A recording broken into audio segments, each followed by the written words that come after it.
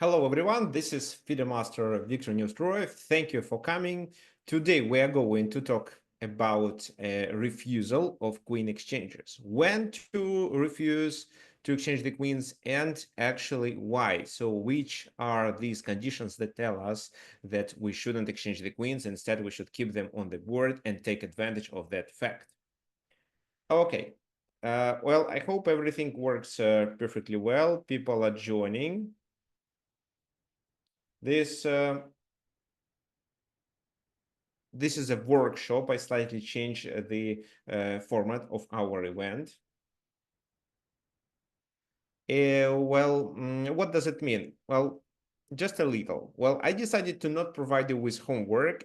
Instead, we will focus on these tasks during the class.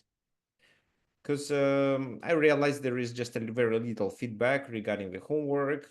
Thanks to John, who always actually sends the answer. Yeah, but other people do it quite rare. So that's why no homework. We will talk about it during the class. This position is taken from our previous webinar where we were talking about. So who remember what was our previous topic?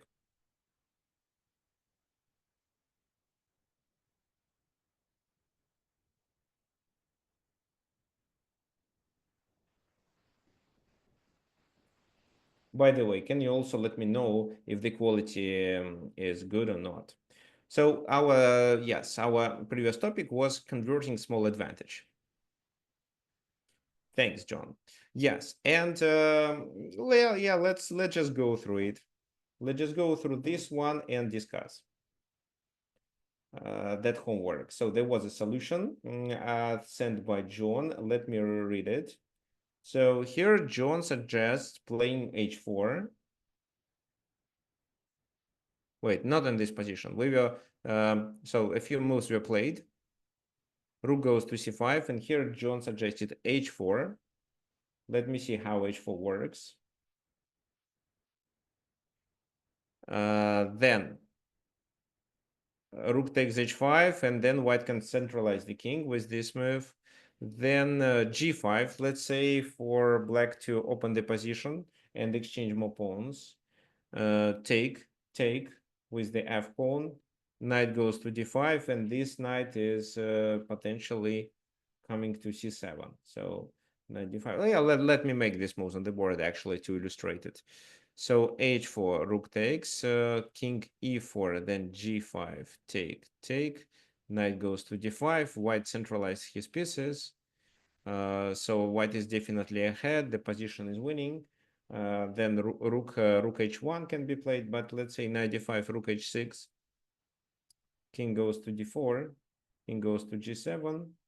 King c5, king f7. And this is where white is ahead. Yes, they are ahead because they want to do something like that and invade the enemy territory.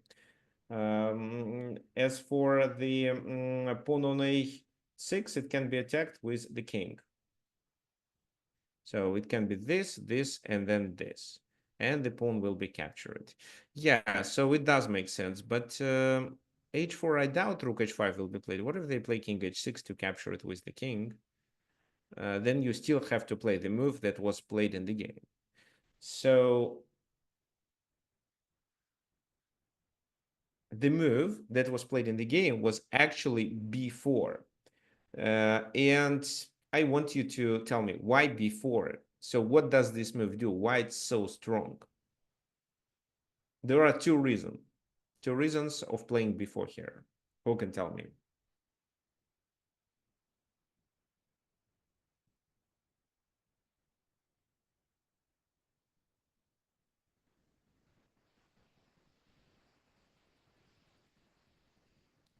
So Peter says that a b4 stops a5. Yeah, this is how you fix the pawn structure on the queen side. This is one reason. What is the second reason?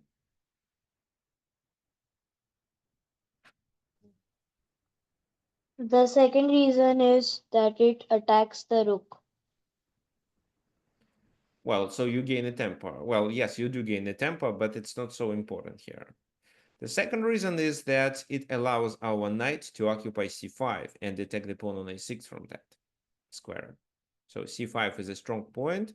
I would say it's an outpost. It closes the c file as well as attacks here. So, and after h4, the rook is blocked. Well, the rook has f5 square. I think they are going to take on h5 with the king. Anyway, so rook h5. Rook h5. h4 fixes the king. Right. King g6. King d4. Rook f5. Trying to improve the rook. Then what?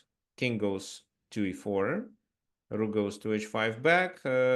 But knight d5. So the idea originally was correct, but this knight goes to c7 to attack this. So king f7 and knight goes there. Now, in order to defend a6, they decided to play rook h6.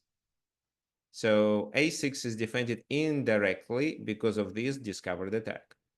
That's why white doesn't take, but moves his king further. However, then g5, and it's quite similar to what John suggested. But John suggested playing this strategy without before. On the one hand, it's, well, it doesn't allow us to go that way. On the other hand, well, we can just play bishop d6 and still take there. H takes, king goes to c5, king goes to e7. Could we play better here?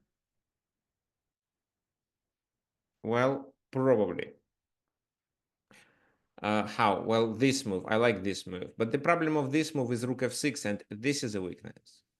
So you can, of course, capture on a6. They can capture on f2. And then you take there. And then your two pawns are stronger than the enemy one on g5. And even if you sacrifice the bishop here, for that pawn on g5, well, once it goes to g3, your knight and two pawns guarantee a winning position. So bishop d6 leads to a simple winning plan. King c5 was played instead, king e7, knight d5, king goes there, and this is where I asked if knight c7 is possible to be played again. Well, let me check. So John answered no. If knight c7, he thought that it's this, and then black wins the knight. Well, black doesn't win the knight. Instead, black exchanges his rook for two minor pieces. But when you decide to initiate such exchange, you should calculate this pawn endgame. Is this pawn endgame winning or not?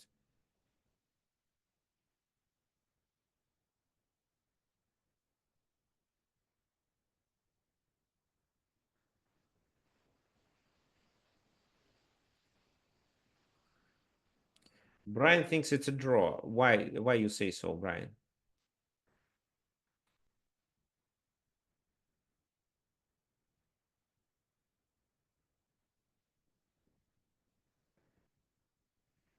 Okay, there is a good point from Praful Kumar. Yes, you should play f3, right?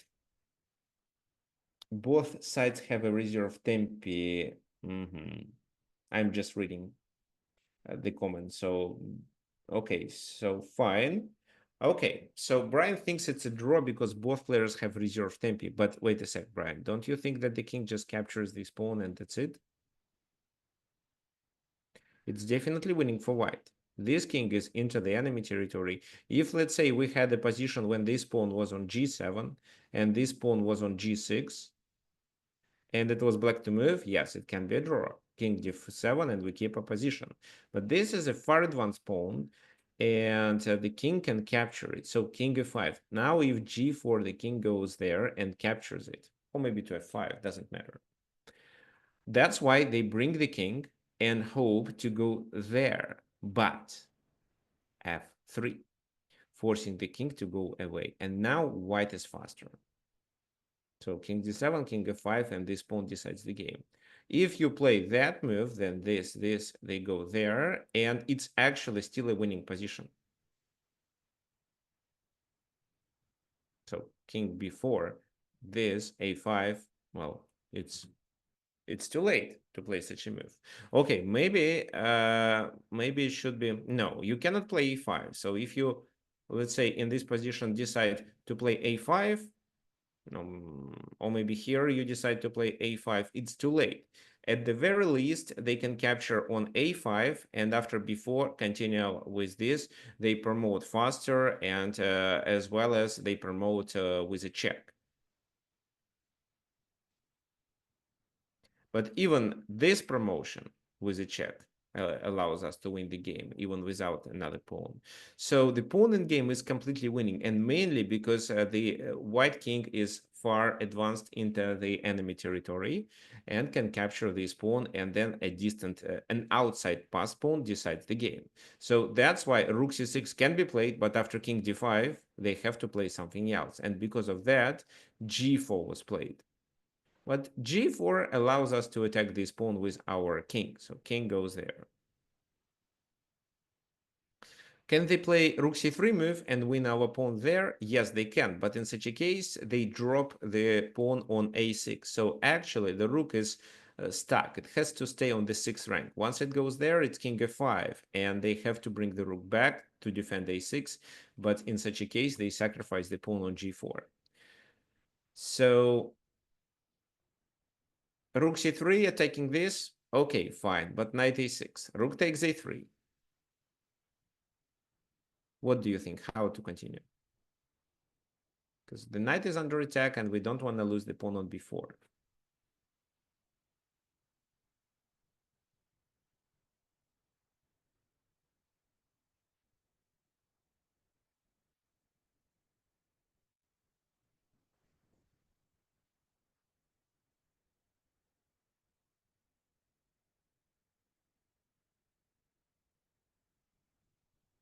Back to c7. Yeah, back to c7 makes sense, but then rook b3. Because knight b5, they take knight d4. I still think it's winning, but it's hard. However, you can play this move. But instead, it does make sense to play knight b8. This is a check. The king has to go there to not fall under other checks. And you defended your knight. Now you can just capture this pawn with your king. He cannot capture this pawn. And once you take the b pawn, you can advance it, or you can just move the king away and attack g4.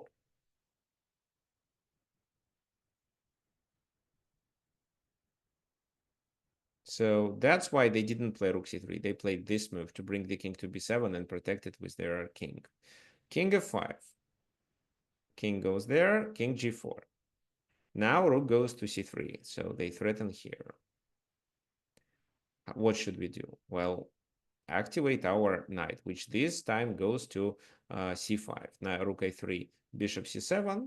Well, why bishop c7? This pawn doesn't require any defense by this bishop, but this pawn requires. Doing this means that it will be under attack. And we also use the c5 square for our knight. That's why bishop c7, they cannot attack our knight.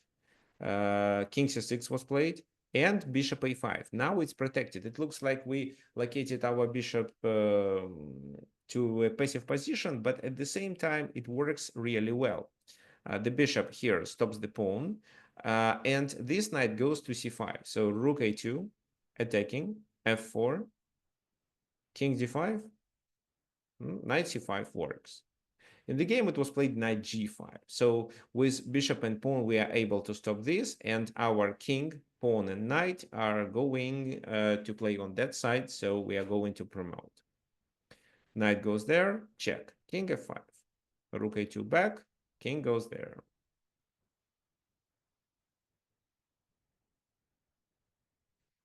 So what do you think black should play in this position? It seems like a completely losing position for them, because if, let's say, they try to play something like this, then we push. And if now they decide to come closer with the king to attack and prevent us from playing this move, well, we can chase the king away with bishop c7 and then push again, come closer with the king and promote. While our bishop can be always stay on a5 or get to a5 at the very last moment once someone of the enemy pieces attack our pawn on b4. So that's why we have to calculate rook a5. That's exactly correct. So Brian and Shehin, You're absolutely right. It's rook a5. But whether rook a5 works or not, so rook a5, pawn takes a5, and b4.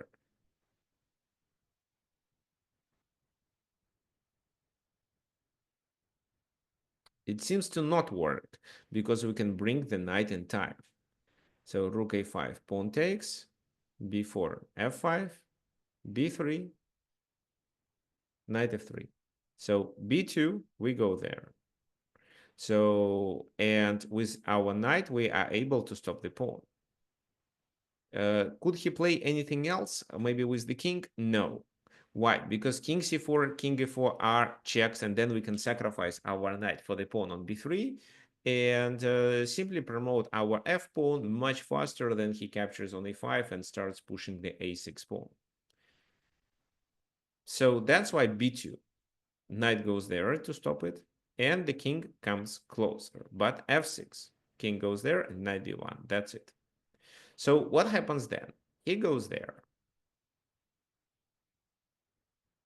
What should we play in this position? Who can tell me?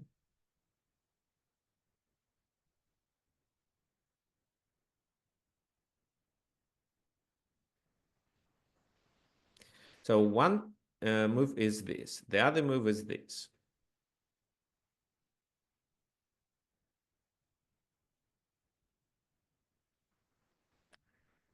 Okay, so, well, if I were playing, I would prefer this. Why? Because after king b3, I play this, king a3, this is a check, and the position becomes winning. If the king goes somewhere else, we can play this move. So the king is forced to go to a2.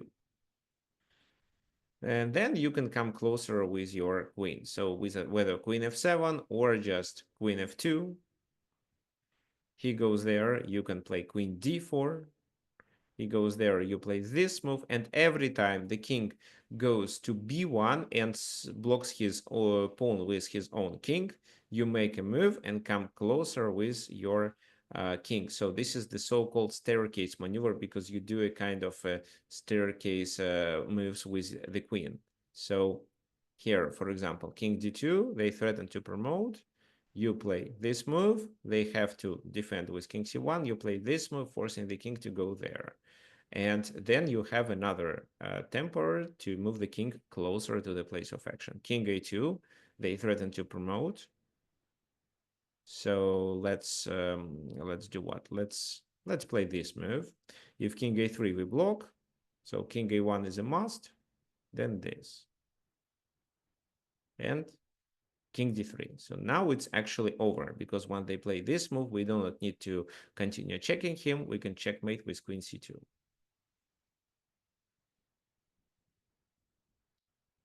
This is how the game ended. Well, f7 would work too. King b1, f8.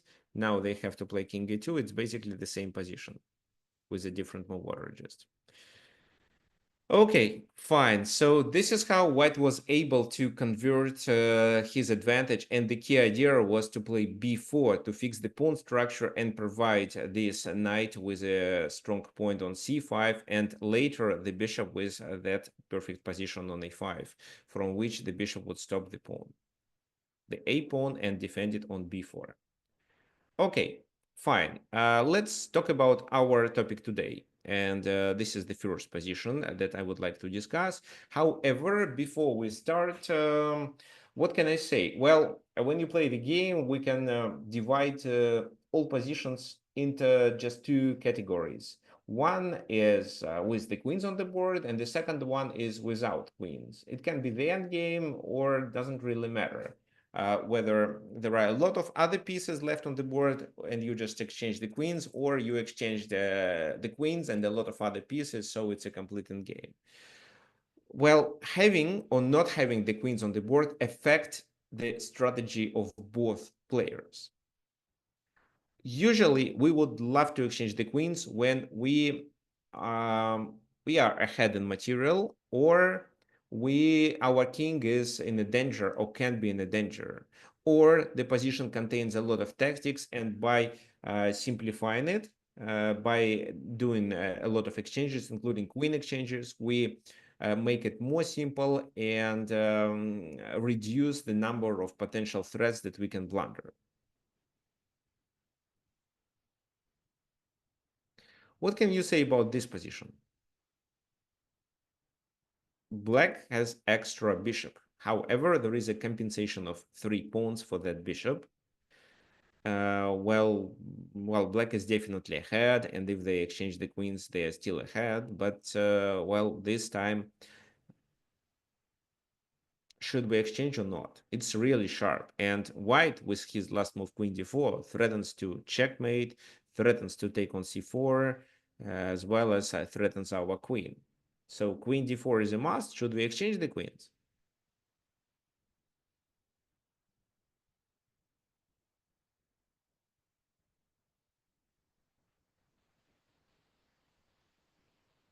Okay, so let's wait. Let's wait, and I wanna see more answers, and also please some explanation why you choose this or that move. So let's think. Also, by the way, guys, who attend this web workshop for the first time, can you please let me know what's your ELO is? It can be a FIDE rating or just chess.com or your national rating, for example, USCF.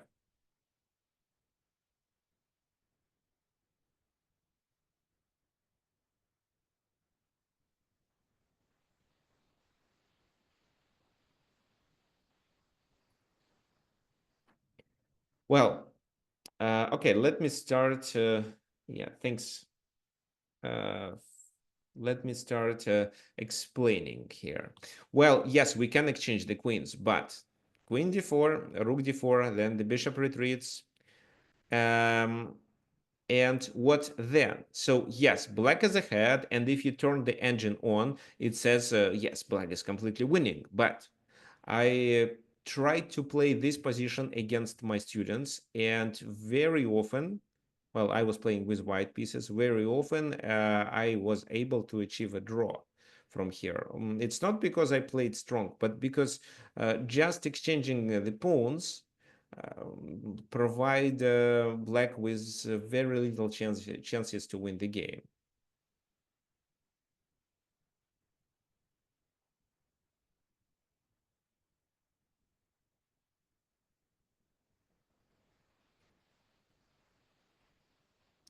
So, okay, Peter, can you answer about queen d3 move? I didn't understand. You mean d4, so you mean exchange or what? Queen d6 maybe? Okay, so bishop g7 here, well, yes, why not? Oh, bishop g7, they probably play e5 because the pawn becomes poisoned.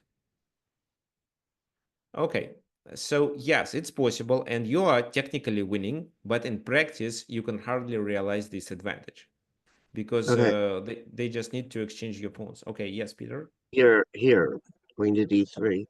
Queen to D. d6. Oh no, e6. He's okay. E. E6. E6 makes sense actually. Oh no, but if you move the queen to b6, you can take it. I was thinking, all right, how about queen to? D6. This is a Hmm, blunder. how about just So queen to b5? e6. Queen to B5 is an interesting move. Yes, let's talk about it. As for queen e6 move, well, fine, but maybe queen e7. This is a double attack. Okay. Uh, queen d7, bishop g7. Why not bishop g7 instead of queen trade? Well, okay. What we expect them to play here? They can exchange the queens. What else they can do? They can play queen d7, but queen d7 is just a check. Yeah, I think they're gonna play this move. It's better than taking on d4. I agree, but it still seems to be approximately, well, it's still winning. Yeah, bishop g7 is better than queen d4, but the problem is still the same. They can try to exchange their pawns for your pawns. So, for example, here I would say maybe this, sacrificing but pushing to e5. And I still think that you cannot take it. If you take it, I play this, f6, and knight e4, threatening to take and then capture on e5. well, king f7, let's say, then knight g5, and so not sure if it's a winning position. You can take on h2, of course, take on g5. So 2 versus 3 and 2 rooks on the board. Okay. So instead, here, well, queen d4 is definitely good, but white decides to keep the queens on the board. And if you turn engine on, the engine says exchange.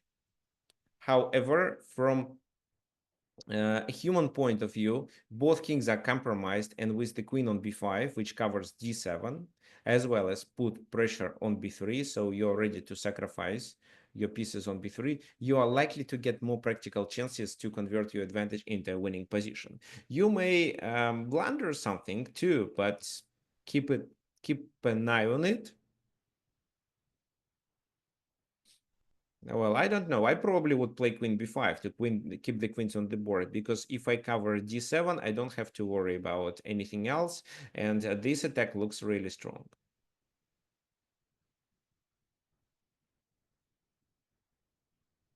Okay, let's continue. So rook d2. This is how the game continues. Okay, queen c7. Why queen c7 isn't so good? Queen c7 isn't good because you're not threatening to take on b3.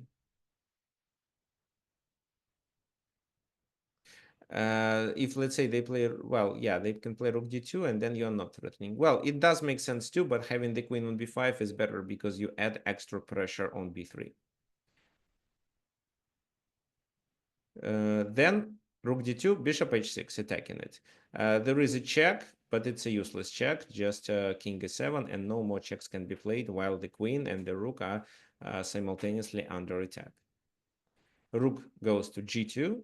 So the key idea of that rook was to protect the second rank. Bishop goes to f4. So at some point we want to take, and if they take with a rook, we can not exchange. We're gonna take on b3 and succeed with our attack much faster. Well, doing rook d1 here could make sense. And if so, how would you continue? Well, f5, I don't see the point. You only expose your king.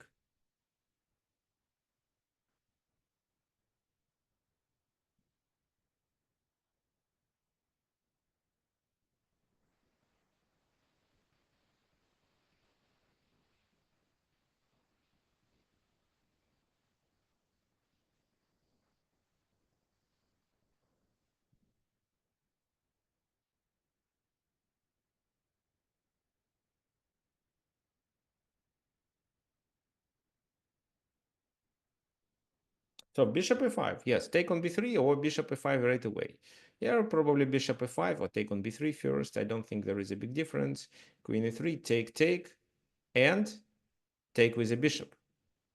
So if they take with their queen, we can win this queen, let's say by doing queen e4. What if they take with a pawn? How should we continue? Because exchanging, capturing on b3 and exchanging the queens, this time doesn't favor us. There is no checkmate, and what can we win? The second pawn, and then try to play for a win, but the number of pawns is equal. Bishop e2, what do you mean, bishop e2?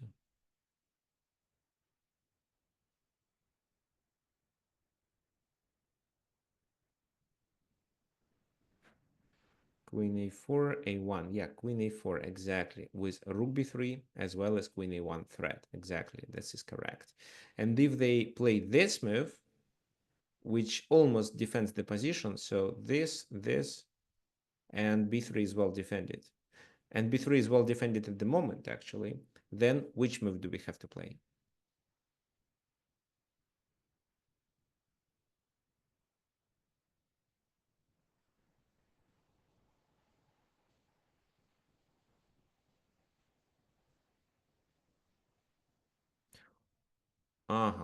Bishop b2, king takes, check, knight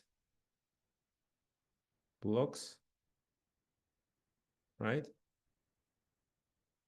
Okay, maybe here they can play better. Maybe they take the queen. What do you think about this move? Well, you can take the queen too, actually. This, yes, and you up a rook. Yes, it works too. Yes, but instead you can just capture on h2 right away, because if now they take the queen, it's a simple game over. So where do they move? If here it's checkmate. If they move to a1, it's a checkmate with rook a2 and rook a1. It's the simplest way. So that's why rook h2 works. You cannot block. If knight e2, let's say, you can here you have to capture on b2. The king takes, you take there first, and then you take on b3, winning the game. So kings here and there. Well, if this move, then, well, at least you see you can win the queen here, but I want to check if there is anything better.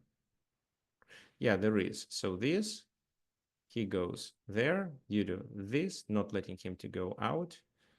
And after king c1, you can checkmate with what? This, this, this, this. Right. Okay. There is a checkmate in 2 moves? No, in 4. Queen a1, king d2, queen c3. Yes, you're right. Yes, you're right. Thanks. So rook d1 doesn't work. So that's why they play d5. Now what? A takes b3. Well, this is a threat. Then queen b1. It's a winning position. It's even a checkmate. So a takes b3 and bishop takes b3. Again, they have to take this bishop. What else they can do? Because bishop a2 or bishop c2 is coming. If you block, it's bishop a2. And you take the queen. If this move, then queen b3 decides the game. How does it work? This is actually what happened in the game. And at this moment, white resigned. Why? Well, moving the king is a disaster. Blocking with the rook doesn't make sense too. Who can tell me why?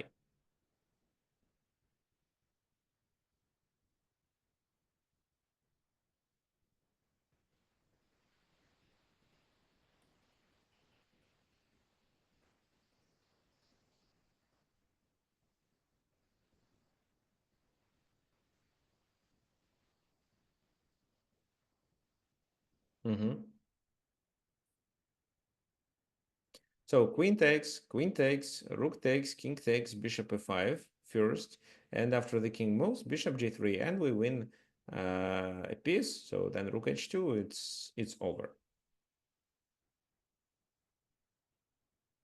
Right. So let's take a look at this original position. Well, white has some threats, but you can parry them with your queen moves, such as queen e6, queen b5, and queen c7. Well, queen b5 is considered a little better because you put more pressure on b3 and a sacrifice is coming. Or you can exchange the queens. You can exchange the queens with queen d4 or bishop g7 move. Here, it does make sense to keep the queens on the board because queen takes d4, rook takes d4 is technically winning, but you have only a few pawns, and if you allow white to exchange it, then what? How do you win? So practically, you may not win. So that's why, from a practical point of view, it does make sense to play queen b5 or something like that and continue the attack. Because with 2 bishops and the queen is on the board, the enemy king will be in a danger. Your king is in a danger too, but it looks like with your pieces, you are able to cover all the squares around from which this king can be attacked. What else? So here, if you turn the engine on, the engine says bishop g7 or queen d4. These are the strongest moves. Why? Because with fewer pieces on the board, the engine can calculate deep enough. But with queen b5, with the queens on the board, there are many more possible moves to consider. That's why the engine will calculate at the depth of maybe 24 or 32, 34 moves, and will tell you that this move is not so attractive because, yes, while black has advantage, but it's not so huge that it can be after, let's say, 60 moves in the endgame without queens. So that's why here it makes sense to more base your decision on your feelings, like how you can checkmate the enemy king and whether your attack and your winning opportunities are stronger with queens on the board, comparing to that end game from, for example, after bishop g7 and bishop takes e5, where you have only few pawns and you can hardly create a passed pawn. Fine, let's continue with our next example. So it was Mark Dvoretsky played with black pieces. So Mark Dvoretsky was a famous author. He wrote a book devoted to the endgame. So I'm not sure if it's the most popular book devoted to the endgames in chess.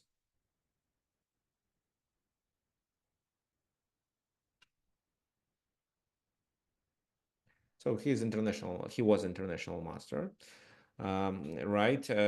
So he was a famous strategist, and he was known of his endgame technique.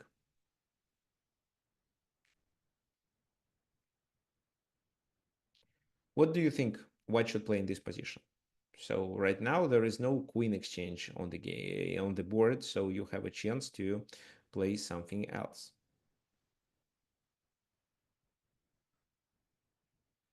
Well, it's black to move. Well, we are analyzing this position for black, so black has to play.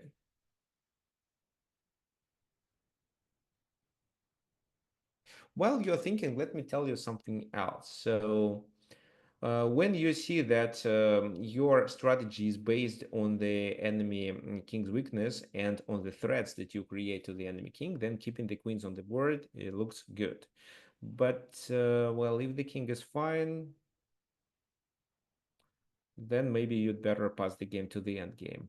Also, if, for example, you are a weaker side and you don't have advantage, so you are almost losing or your opponent has advantage, then keeping the queens on the board will provide you with some potential chances. The position becomes more complicated with queens and your opponent is likely to make a mistake. Also, with queens on the board, you have potentially you have a chance to deliver a perpetual check and draw the game then.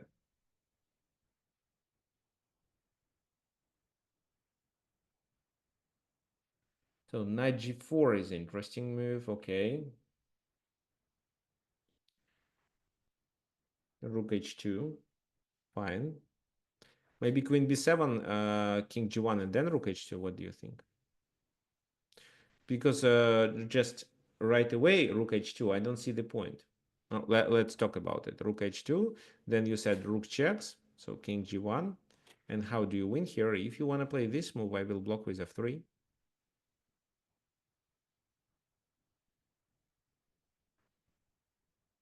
So did this attack cost a rook? Maybe you could, well, and now queen b4 is coming, so this is a problem. If you decide to play knight g4, I think they just exchange the queens. You can then win exchange. Okay, and maybe even win a pawn.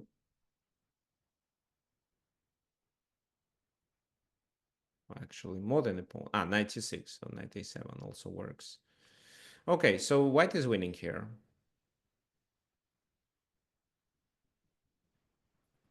That's why rook h2 is too optimistic. If you play rook h2, king takes knight g4, well, king g1. And what then? Queen b7 first, and then maybe knight g4, or knight g4 right away. Well, knight g4 right away, I think doesn't make sense. Well, let's say they play h3. How do you continue? If you do this, this is what you can do actually, right? Because if f3, then knight e3. Okay, I got the point. Okay, if so, they can play queen b4. Queen b4, queen takes b4, knight takes b4, and then what? If you take here, I can play rook h1. Maybe it makes sense to capture with a rook, but king goes there. So knight e5, king here. Well, I don't see that black is winning here. That's why I wouldn't play so. Well, another logical way to play is, well, rook a8 h8, well, it's still a queen exchange. You take the pawn on h2, and I don't know. Well, queen b7 looks natural, right? Because if, let's say, king g1, we can capture on h2, and if they capture back, we bring the rook, and it's checkmate.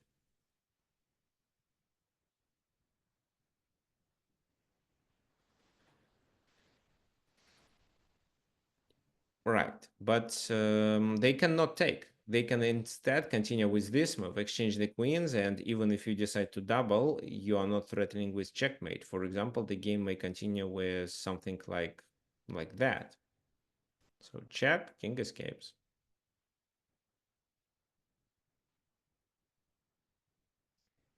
Maybe here they can play f3. That's true, but f3, knight d5, and knight goes there, as well as b4 is protected. So that's why, so queen here, king goes there. That's why queen b7 doesn't look so promising. Yeah, so in that variation with the black's rook invasion, it's not possible to cover the f3 square. Queen d4. Okay, queen d4, I think they can capture on b4 right away. So this. How do you continue? They can keep checking you, and if you, well, how you have to play there, but this is a fork. You can exchange the queens, but actually they have this and they take there. So no, queen d4 is not playable.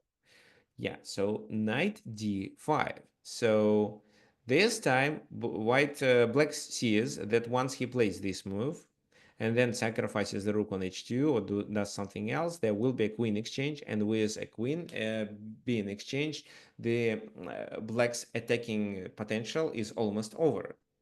That's why he first defends on b4 and prevents this exchange. At the same time, puts this knight out of the place of action. If it doesn't go to b4, what else it can do? Rook a1. Rook goes there to put pressure here.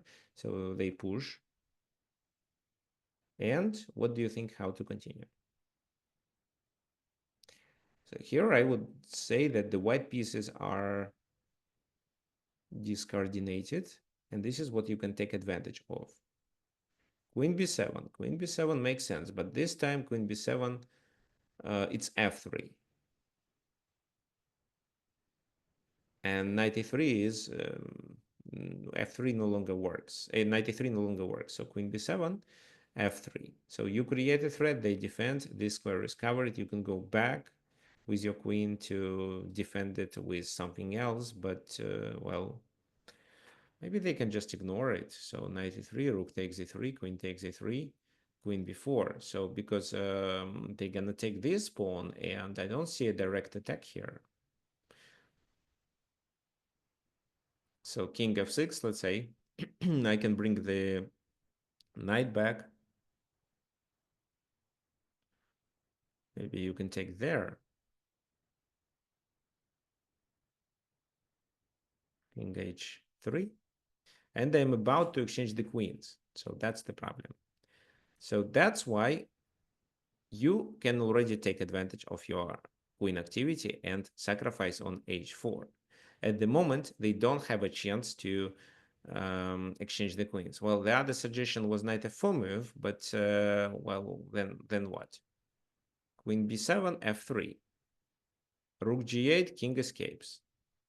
So maybe this, f3, then you do that, then the king escapes here, or even to f2 is fine. Then you have a perpetual check maybe.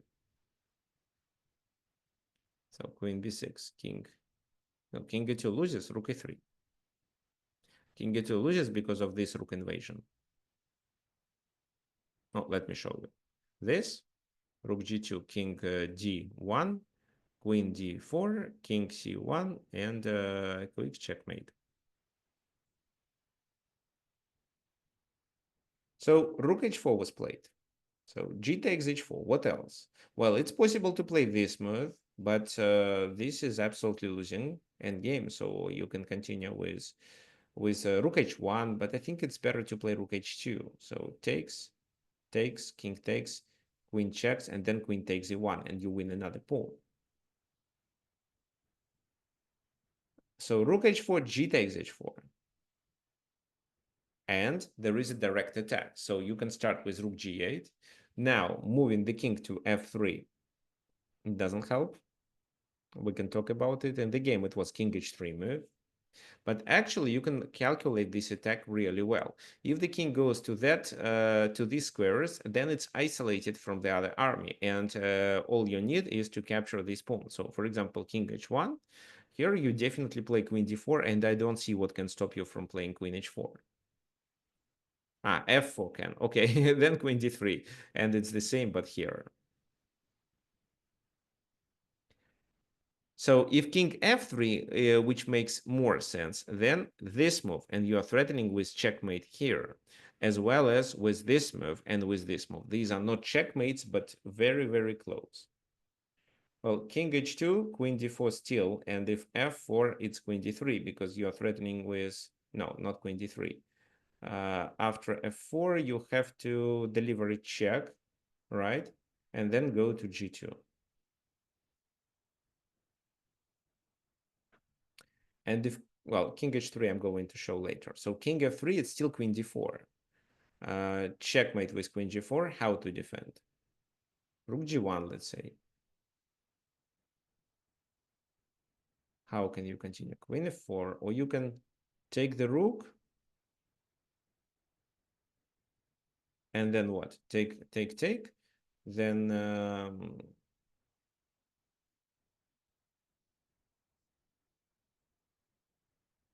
then queen d3. Yes, you can take. Then you can play this move. If he goes there, I think it's a quick checkmate. With what? With knight f6. With knight f6. If he goes there, it's e5. And once he takes, it's queen e4. So that's why he has to go there. But this is also a quick checkmate.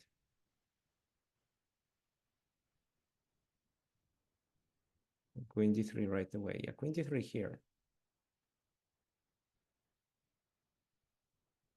Queen d3 right away makes more sense, but then he blocks and you have to make a move and then capture this rook. It's still a winning position, but I wanted to find a forced checkmate. So king f3 loses. That's why in the game it was played king h3. Queen d4. Now you're threatening with this. f4 again fails. You check here and go there and then checkmate like that. So they have to cover this. If they try playing this move, what would you continue?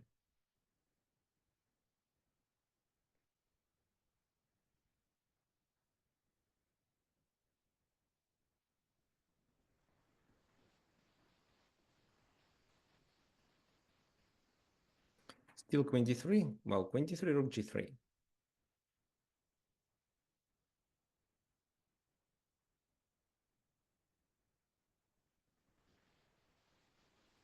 Knight f4, yes, can get the knight to the game. So he goes there, then it's queen f2.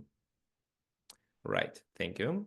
So instead, queen d1 is the only option to protect there and to keep this rook on f1 protecting f2. But it still fails, knight f4. So the king goes there, and what we need is to attack this. How can we do it? Just with this move or with this move. Nothing can stop us from taking there, so only such sacrifices like that. Both moves are blunders. So these tactics with queen b7 was attractive, but wasn't effective. That's why we should avoid a queen exchange, and because these pieces are stuck on the other side of the board, but our queen has a potential to go to the king side and attack the king, let's defend against the queen exchange and continue our attack. This looks logical. Even if you are a super expert in the end games, it's better to play the middle game if you see that your position has a very strong attacking potential. Okay, so let's talk about this position.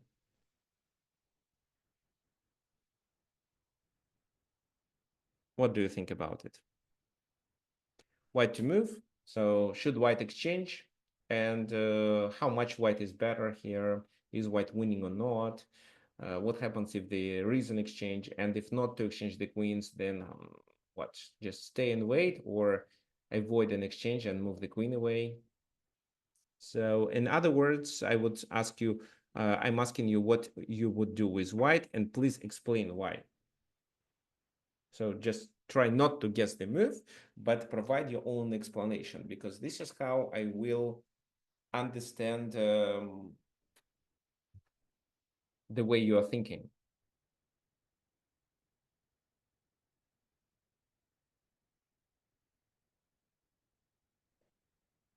So white has a slightly better kingside pawn structure. Good point. Well, but I don't see that you can create a passed pawn on the king side.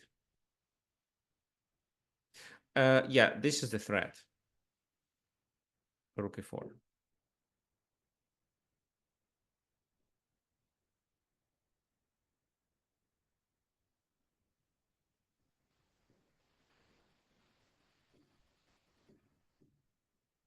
So here there are, to be honest, two reasons to not exchange the queens.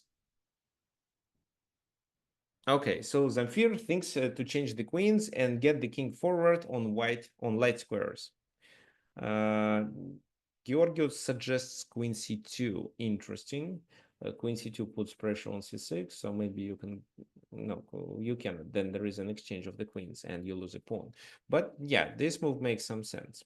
Okay, let's first talk about the suggestion of Zamfir regarding the exchange. Then what? King moves using the light squares.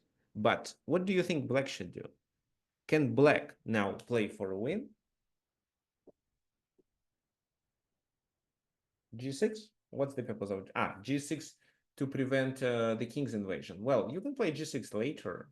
Once the king goes to G4, you can play G6 after that. So there is no rush.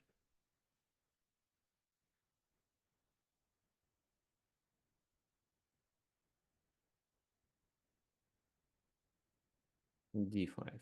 Okay, guys, I think you misunderstand something regarding the end games, and maybe we should focus on end games in at our future webinars. D5 for black, what's the point? No, D5 I think is a drawish move. I think you can even lose after D5. So you mean the exchange of the queens? Of the rooks here. Okay, take this move first. King where? D6 or C6? No, let's say this. And this so I think G4 is a mistake because I shouldn't prevent the king's invasion. So King D4 right away. King D6, F3, G6. Well, it is a draw. I can just stay with my king. No, okay, let me play F4 to not let you go to E5, and then I'll stay with my king. So take, then what? Well, if you play G5, I can play F5, and after King C6, it's a Zugzwang. None can progress. The white king cannot go there because of the pass pawn, but black has no progress. If you play F5 in this position, it's easier. After H4, this king invades the enemy territory, chases the king away from D5, and it's losing for black.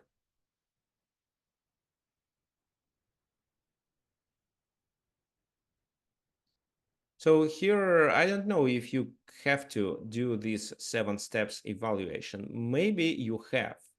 And at one stage, you can decide, not on the first stage, but on one of the stages, you can decide that not exchanging the queens is more beneficial. How do I decide that exchanging the queens isn't favorable for white at all? What I see, the pawn structure. They play c5, and with c5, they create a passed pawn. So let's say I don't take, then c4. Maybe I take, but then it's king coming closer, b4, and there will be the outside pass pawn, which will distract pieces. While white can hardly create a passed pawn. Well, they can, but it takes many more tempi, while black already did with his c5. So that's why probably white can still hold the position, but their task is only to defend. If you do this 7-step evaluation process that I'm teaching, so well, I usually, I think there was a webinar devoted to this topic, but it's also covered in one of my Chessable courses, Evaluate Before You Calculate. And I also explained it in at our group lessons. We do group lessons on Mondays and Fridays. So at one of these lessons, I explained this topic. So if you remember, there are 7 criteria, and the first one is material. Here, material is equal. The second one is whether there are any immediate threats. Looks like there is only one threat that black wants to play. It's exchange the queens and take on a4. But we can parry it by moving the queen somewhere because our rook is still protecting it. And there is the third one, the position of the kings. So here, what do you think about the kings? The white king is actually relatively safe. The h3 can be attacked, but just g4 and it's protected by the rook. So it's not clear what black should do in order to attack the white king. For white, it's clear they should open the position or invade the enemy territory with the queen. And then this king is in danger. And if that happens, nobody cares about the passed pawns. It's more, the character of the game will be more related to the position of the king, and well, black will try to save the king, white will try to open its position and bring the pieces to attack it. So and this is actually where you can stop your evaluation and decide, okay, white has much better attacking potential. That's why he'd better keep the queens on the board.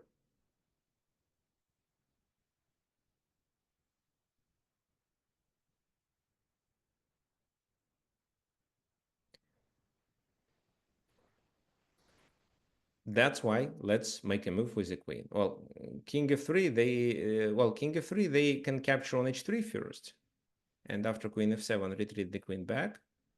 But even if they just do so, can they play c5? Queen c2 makes sense. In the game, it was played this move, threatening with queen d4. And queen goes there. So rook h8, g4, queen goes to c4. How would you continue in this position?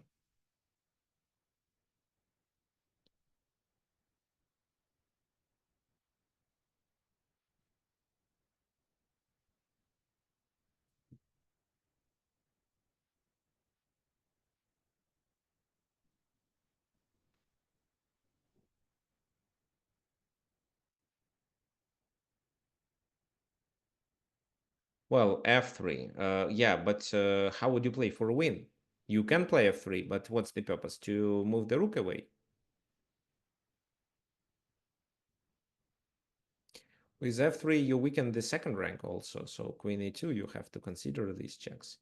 But I think they are more likely to play something like this, or maybe even something like that, rook a8, once you do f3. So I think actually, yes, f3, it will be something like that. How to play for a win. Looks like you cannot open the enemy king's position, but you should. Otherwise, you'd better exchange the queens. So targeting c6, interesting. But how? With queen d2, rook c3? Probably. Okay, let's discuss it. So let's say you first protect, they play rook a1, and then you play queen d2. Rook a6, rook c3. Queen has to move where, let's say, e6. You can play queen d5, but I'm not sure about it.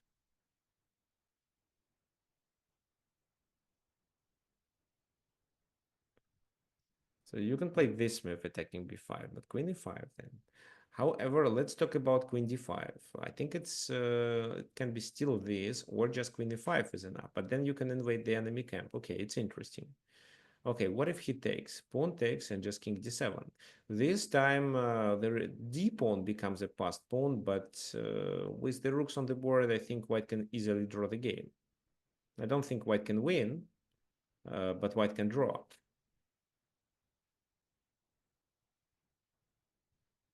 That's why, if you decide to keep the queens on the board and attack the enemy king, you should open his position by doing a4. e5 is too optimistic.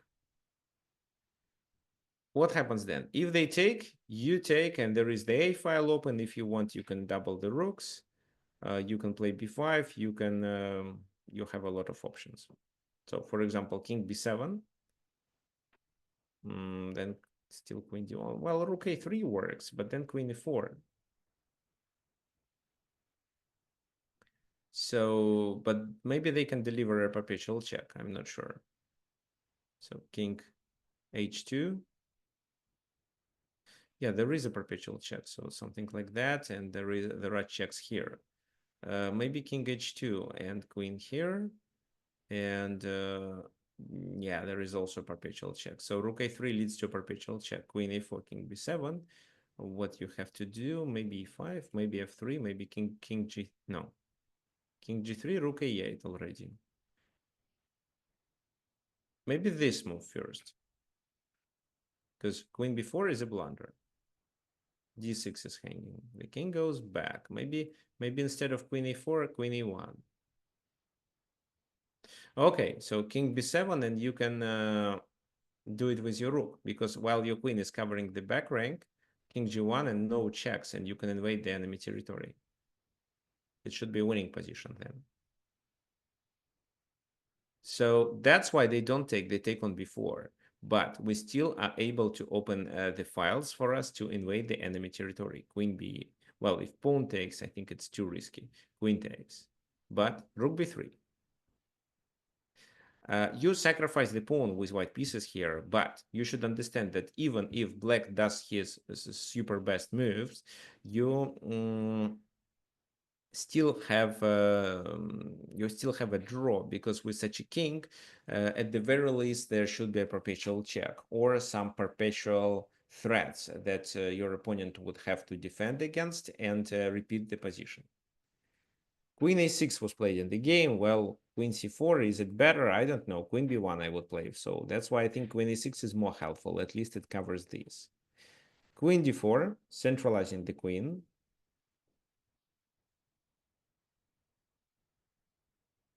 Rook e8. Rook b1 covering the back rank. And rook e5. So it looks quite solid. Well, this is where white made a mistake. They played queen to b4, but they could play queen c3. Queen c3, and if this happens, then queen b3, and you're attacking in both directions. But they played queen b4, and this is a problem because there is queen b5 move. Because now exchanging the queens, being down a pawn is likely to lead to a loss. So queen e1, queen goes there, rook b4, defending, and c5, attacking the rook. Rook goes to a4, then c4, breaking the connection and advancing the pawn, but the king is still in a danger. So c4 is actually kind of an accuracy already. Queen e1, queen takes a4, but after king h2, they can check here, but then king g1 and no more checks. That's why they preferred to keep the queen on the light squares and played rook b5. Attacking there, check, king g1, queen e1, another repetition. And because black thought that they are ahead, they decided to not exchange, to not repeat the position, but advance his pawns further. Rook e8, queen b4, and king g2.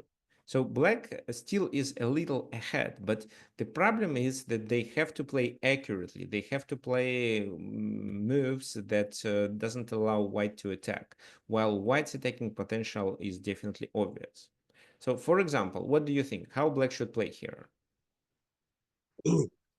Why do you say that white's potential is so much better here? Well, because of the invasion into the enemy camp with such moves like queen a6, rook a7.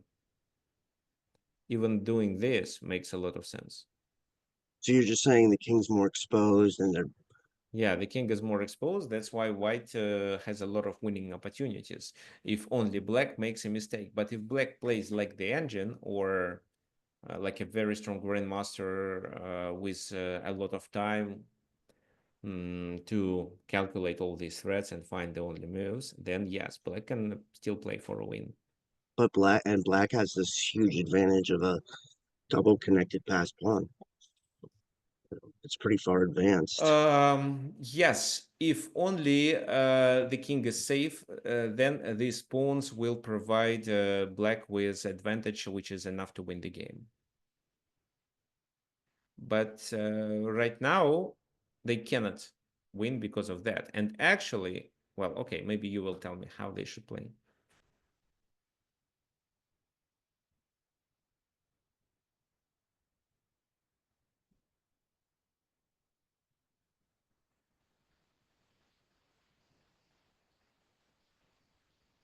Yeah, so good point from John. For human, the black's position is on a knife's edge. Just one simple mistake. So Brian, rook b1, you mean rook b8 probably. Rook b8 makes sense. So rook b8, queen checks, and then rook b7. So if you do queen b7, you make a serious mistake because they can deliver a check and then play rook a7.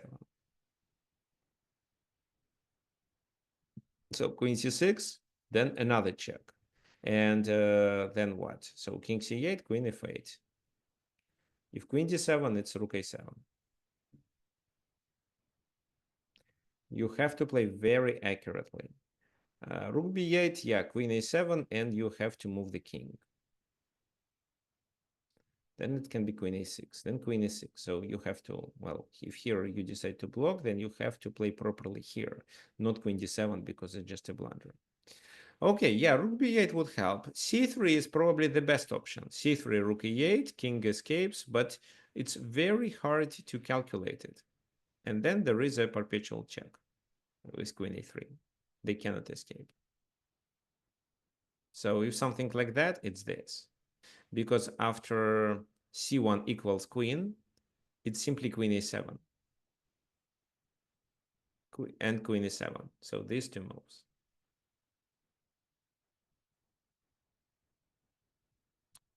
And the repetition. So if, for example, this, and this, then I think it's possible to deliver another check and repeat the position king e4, king e7.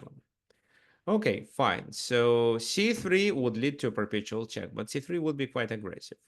Instead, they played queen c5 to prepare c3, right? What did they miss?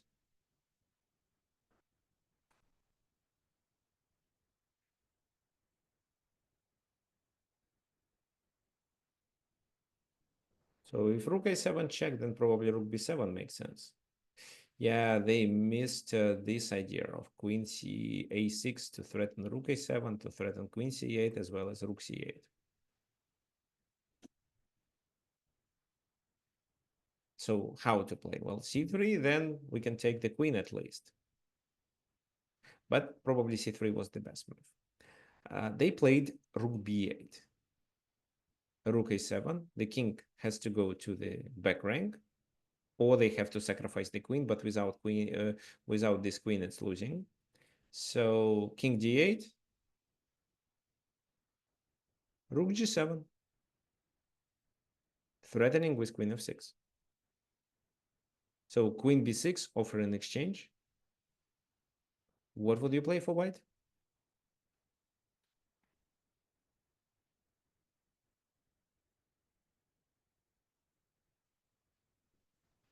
Check with a rook. What's the point? So you can check rook g8, but king c7.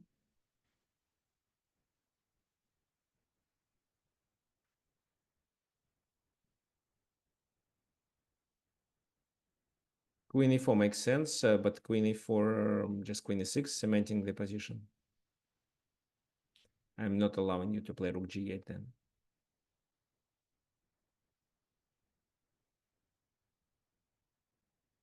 Queen e3, that's right. Queen e3 is a better move.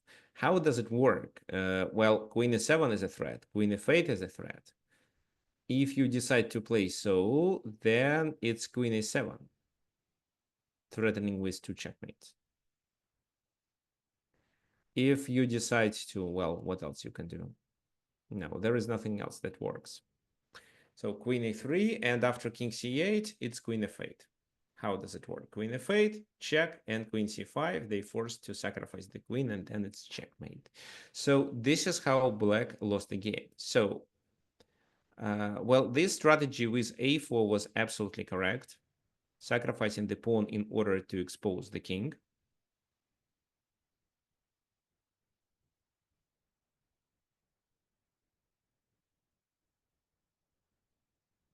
This was good, but here, queen b4 was a mistake. Instead, queen c3, keeping pressure.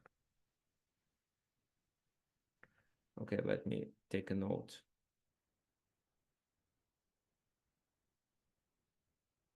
G6 isn't enough, isn't a safe square because all the light squares are open, and if, let's say, there is an attack from behind, the king can be in a trouble even there. Even if, well, the queen occupies the back rank and goes to h5, there can be checkmate with queen h5, so G6 is not safe. So let me just ask you: is there a safe square for the king if black No, had I all don't the think time in the world? so. No, you always have to think about how you defend the king with pieces, with rooks, with rook and queen. There is no such square where you can say that, okay, I can do everything with my rook and queen, but the king will stay there, and it will be safe. No, there is no such position. Sorry to push the point, but why? What makes white's safety so much better? The pawn on f2. The king's position. So these Like, what about the attacks pawn? are limited. Uh-huh. So because of the pawn structure, yes, because of the pawn on f2, but not the pawn on f2 alone, because of the pawn on e4 as well. The black king is not closed like that, so there are open files, and there is a possibility to invade the enemy territory even diagonally. Right, so even if there was the h file open, then bringing the queen to e5 in the beginning and the rook on h8 would guarantee an attack for black, but no, there are even no h pawn to play this exchange and then do so. Okay, fine. So we are not finishing yet. We have more games to analyze. However, if, well, you know, these workshops and our webinars before are absolutely free. However, if you want to donate, you can use this link and this button. So let me copy the link to the chat. So if you want to support my work, if you like it, there is a link. It works easily. So you click this button, then you enter the amount you want to donate, like 10, 20, even 5. Then you click on this button and it redirects you to PayPal and your account. Then you enter and send the money automatically to my account. Well, this helps me to prepare content better, and this is how I can save time and plan everything for our future events. Okay, so people are leaving. However, we still have material to continue. So the link is here in the chat.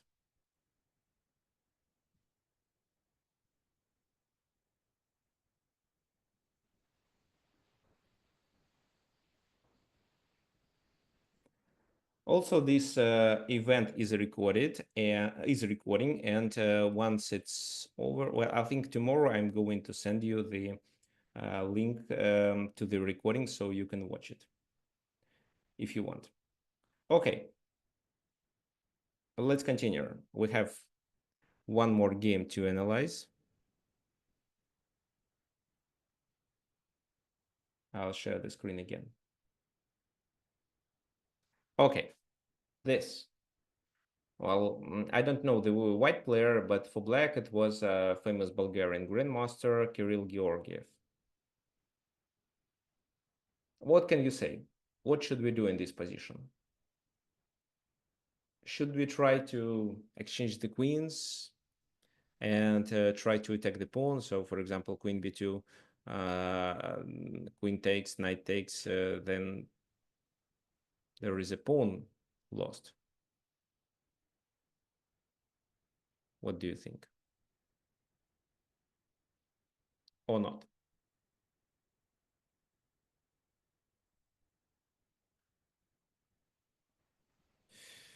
Yeah, so I remember that you want to talk about the openings.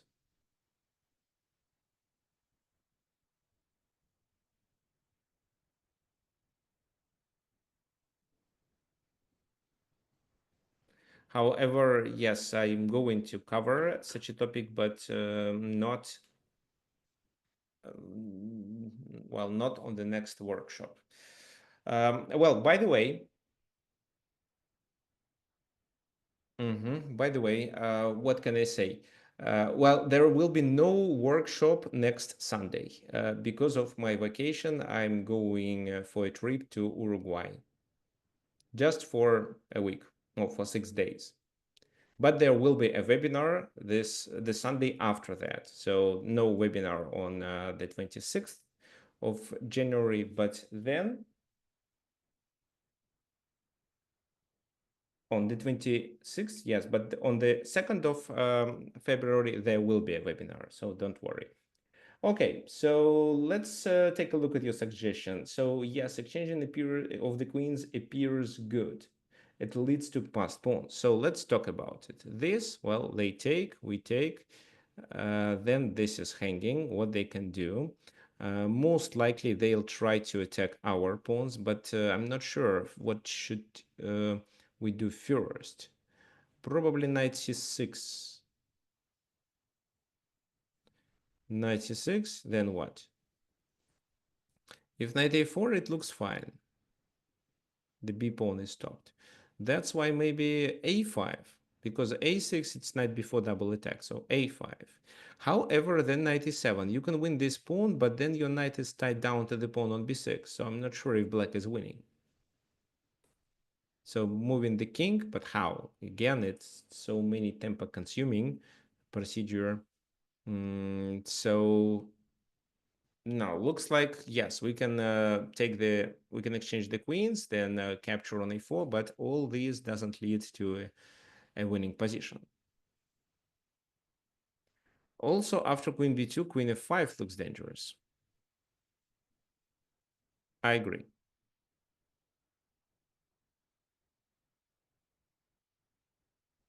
Change knight, b pawn will be very dangerous. Change the knights, the b pawn. So you want to play like that.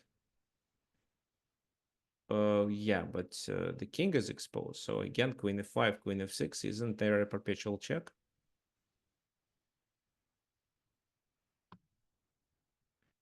Okay, Johnny wants the PGNs of today's games.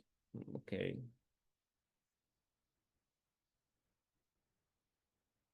A5. Okay, so what can I say?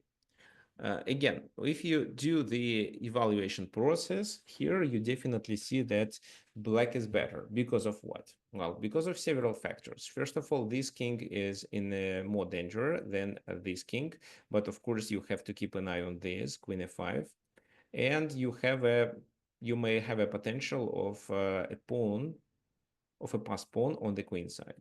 But not exchanging the queens makes a lot of sense because you, with your queen and knight, can create a lot of winning combinations. They also can do the same, but it's black to move, and this makes a big difference. So queen e1, check, king h2 is a must, and now knight d2. So you don't allow your opponent to continue with this move. Why? Well, because you're threatening with this. Oh, let me just illustrate the concept. Even if it's not queen e5, knight f1, the king cannot go there. It has to go somewhere else. And then you can play knight e3. And if the queen is here, you still win it.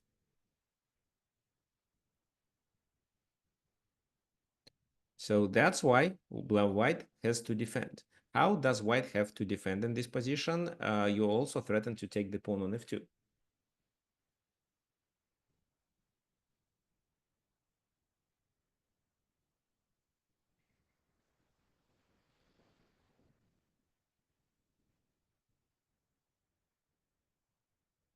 Well, h3, you mean h4? h4, but it's this move, and I'm threatening to win a queen by doing a discovered attack.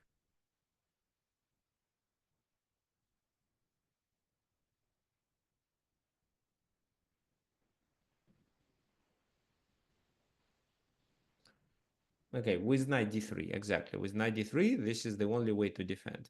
But queen e2, and the knight is tied down to this pawn. The queen is tied down to the knight's defense, and well, what we are going to do? This is actually the biggest question. They play king h1. Why so? Well, because it's hard to suggest a move. Okay, so if it's something else like queen c3,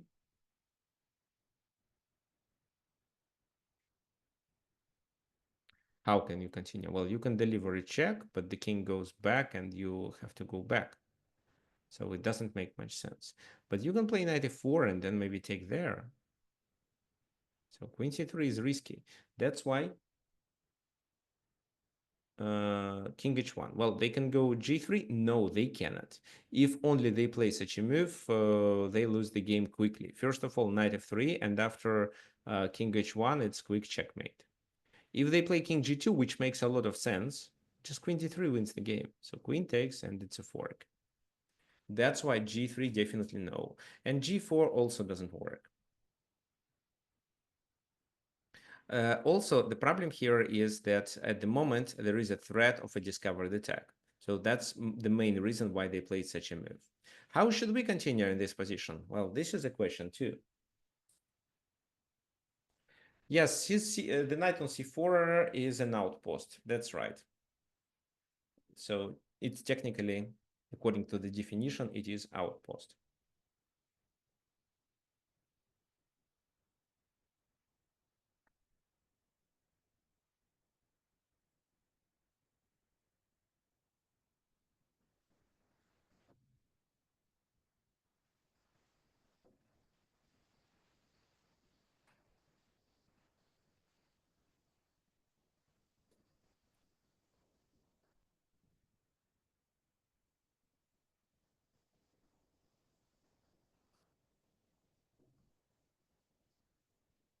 Knight f4, yeah, knight f4, but then we lose a queen.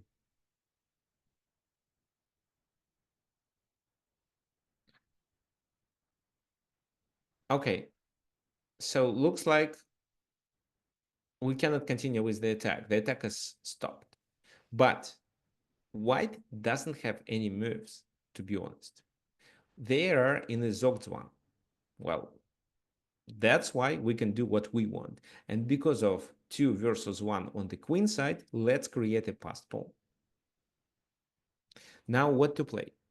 Well, h4 was played in the game, which seems to be the only move. What else can we try? Well, f pawn moves loses here. Well, maybe there is something else, but at least only 3. The g pawn move loses with a checkmate. Queen checks, king h2, knight f3, checkmate.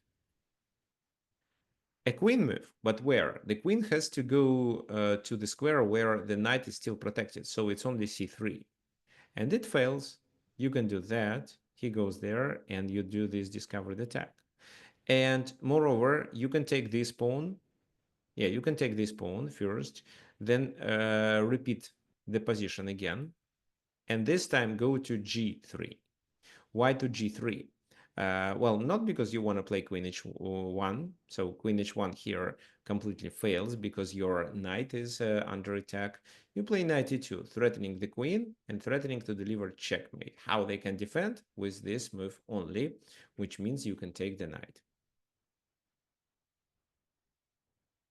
So seems like h4 is the only move. But how does it work? So you can continue with g4. You can continue with almost anything. Black decided to play this. Then what? If this, then g4. If, well, actually, if this, it's actually queen takes. So h takes g5, h takes g5, and this is where they resigned. Well, it's absolutely equal position. There are no mating threats, but white resigned because they just don't have any moves. Everything that they do loses material and then the game. How? Well, e4, d takes e4. Well, queen c3 loses because of the same strategy that I illustrated. The knight move loses this pawn.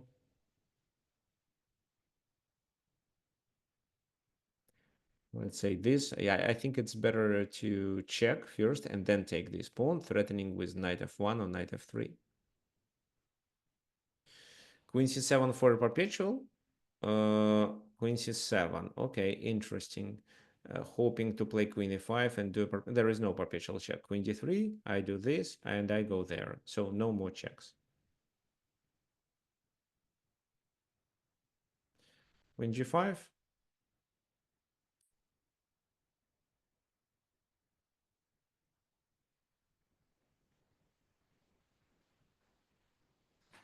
Check.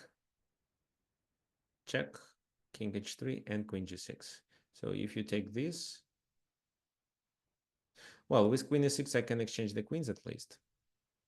And this is a winning position because of a pawn majority on the queen side.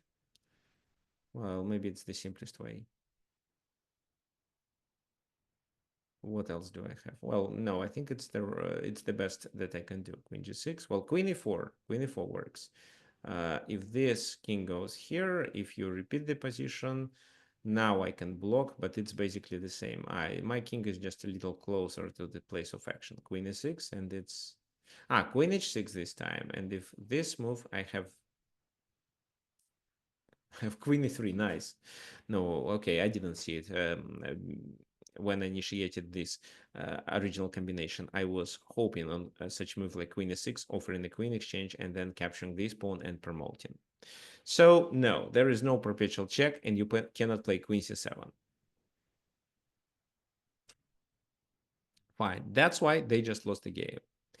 And resigned here. So what can I say? How to take a decision whether you should exchange the queens or not?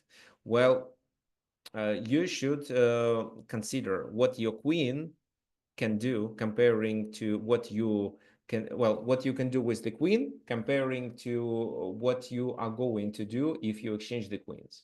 If you see that you have better chances to win with without queens on the board, then exchange them. But if you see that there is the enemy king weak, or you will see that your queen interacts with your other pieces pretty well, then keep the queens on the board. Well, in order to do so, you can do this 7-step evaluation process when you take a decision regarding the position based on, well, based on 7 factors, 7 criteria. Fine. Anyway, so I'm going to send this recording for you tomorrow. I hope today the topic was quite clear. If you see that the enemy king is weaker than yours, then keeping the queens on the board is more favorable for you, of course, but pay attention to your king too. So this is the most decisive factor. If you, let's say, had extra material, then in order to avoid complications, exchanging the queens would also favor you. You would unlikely make any mistake any serious mistake to let your opponent to play for a win. Well, that's all for today. There will be no homework. It's a workshop, and it seems that you don't really like the homework. Okay, there is a question why the knights on b2, b7, g7, and g2 are bad.